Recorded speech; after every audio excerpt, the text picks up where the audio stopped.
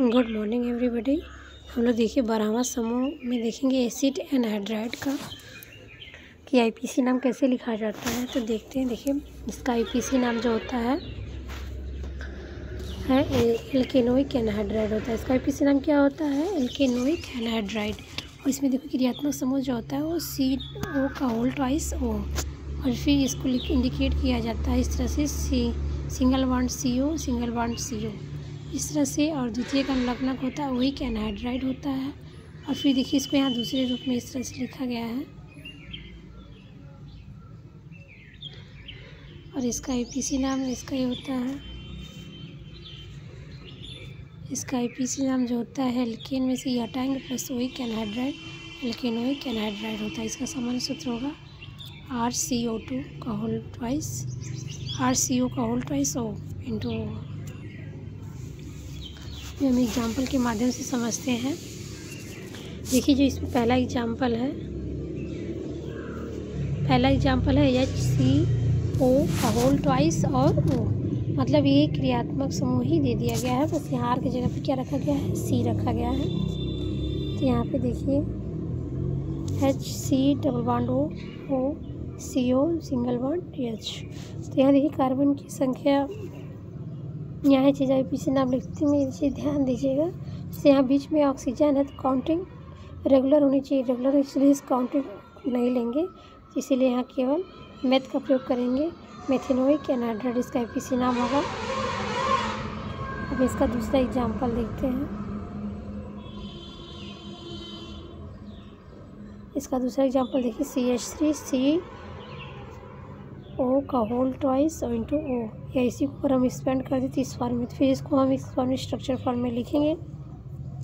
और फिर यहाँ देखिए यहाँ 1 और 2, इधर से काउंटिंग करेंगे तो भी 1 और 2, तो हम काउंटिंग इधर से करेंगे, इधर से भी कर सकते हैं। बस ये कि बीच में ऑक्सीजन नहीं रहती, काउंटिंग रेगुलर रहती और ये इरेगुलर नहीं लेते हैं। तो इसका नाम हो जाएगा 2 है तो एथेनोइक और एनहाइड्राइड। हम जानते हैं कार्बन की संख्या 2 होने पर एथ का प्रयोग किया जाता है।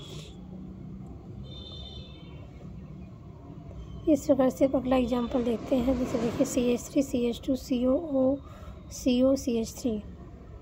तो यहाँ देखिए 1 2 3, इधर से करेंगे केवल 2 कार्बन मिलेगा, तो इसीलिए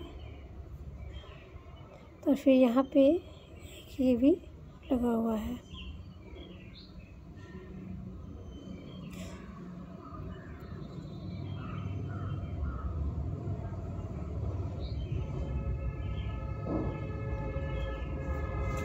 तो फिर देखिए इसका नाम हो जाएगा एथेनोइक, इस 2 कार्बन को लेकर काउंटिंग की गई है। फिर प्रोपेनोइक एनहाइड्राइड। इस प्रकार से इसका आईपीसी नाम लिखेंगे।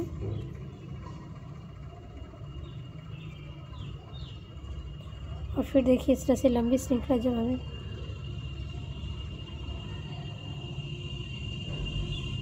CH3 CH2 CH2 C double bond O CO CH2 CH2 CH3 इस तरह है। यहाँ देखिए काउंटिंग इधर से की गई है, तो 5 कार्बन है। ठीक, तो यहाँ देखिए 5 कार्बन है तो इसका पेंटेनोइक हो जाएगा। और फिर यहाँ 4 कार्बन है, 1 2 3 4, तो ब्यूटेनोइक एनहाइड्राइड। इस प्रकार से इसका आईपीसी नाम हम लिखेंगे। फिर यहाँ देखिए अगला समूह आईपीसी नाम का 13वां समूह हम एस्टर को देखेंगे कि एस्टर का आईपीसी नाम किस प्रकार से लिखा जाता है। तो इसका आईपीसी नाम होगा एल्केनोइड। तो इसका क्रियात्मक समूह होगा सिंगल बॉन्ड COOR या सिंगल बॉन्ड COR।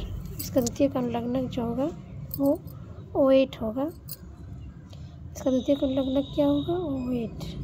और प्राथमिक अनुलग्नक N और क्रियात्मक समूह COOR। और या इसको इसी तरह से अगर स्ट्रक्चर फॉर्म में लिखेंगे तो इस तरह से लिखेंगे। इसका सामान्य सूत्र R-COOR। मतलब कहने का अर्थ यहाँ ये जो सिंगल बॉन्ड लगा इसमें यहाँ R- जो R होगा वो भिन्न होगा एस्टर समूह में। फिर इसका आईपीसी नाम देखिए लिखने का तरीका क्या है। आईपीसी नाम को हम लिखते हैं तो लिखने का तरीका उसमें यह है कि एल्किल पहले होगा, फिर उसके बाद जो अलग से होगा ये, फिर एल्केन में ये हटा के वो 8 जोड़ेंगे, फिर एल्किल एल्केनोइड इसका नाम होगा।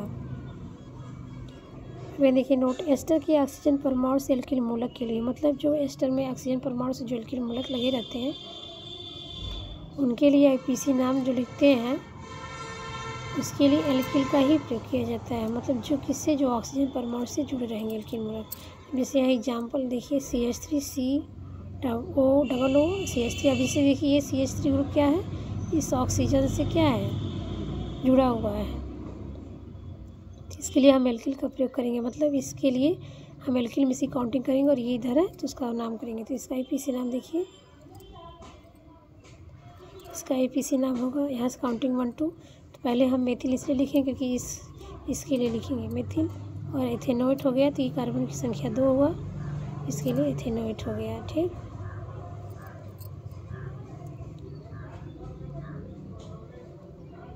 फिर यहाँ देखिए अगला example CH3 CH2 C double bond O CH3 हो गया। इसके लिए पहले मेथिल हो गया और यहाँ 3 है तो प्रोपेनोएट, इस प्रकार से लिखेंगे। फिर अगला देखिए एग्जाम्पल देख लीजिए CH3 CH CH3 फिर C double bond O CH2 CH3। देखिए ये दोनों जो है ये ऑक्सीजन से जुड़े हैं तो इसलिए इनकी काउंटिंग 1 और 2 और यहाँ पे 1 2 3। तो इसको पहले लिखेंगे तो इसका हो जाएगा, क्या हो जाएगा, एथिल, क्या हो जाएगा, एथिल। और फिर यहाँ 3 है तो प्रोपेनोएट, क्या हो जाएगा, एथिल प्रोपेनोएट हो जाएगा। जैसा कि यहाँ देखिए लिखा गया है, इसका नाम क्या हो जाएगा। अब यहाँ देखिए 2 इसलिए लिखा है क्योंकि यहाँ दूसरे कार्बन से अटैच है, इसीलिए ऐसा लिखा गया है। यहाँ से तो इसीलिए एथिल 2 मेथिल।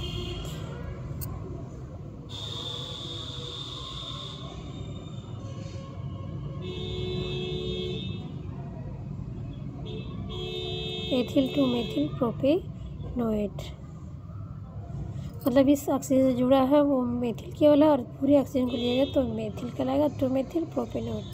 इस कार्बन यहाँ दूसरे कार्बन से क्या जुड़ा है, CH3, इसलिए यहाँ पे ये 2 मेथिल लिखा गया है, इस चीज़ को समझिएगा। फिर यहाँ देखिए अगला एग्जाम्पल हम देखते हैं।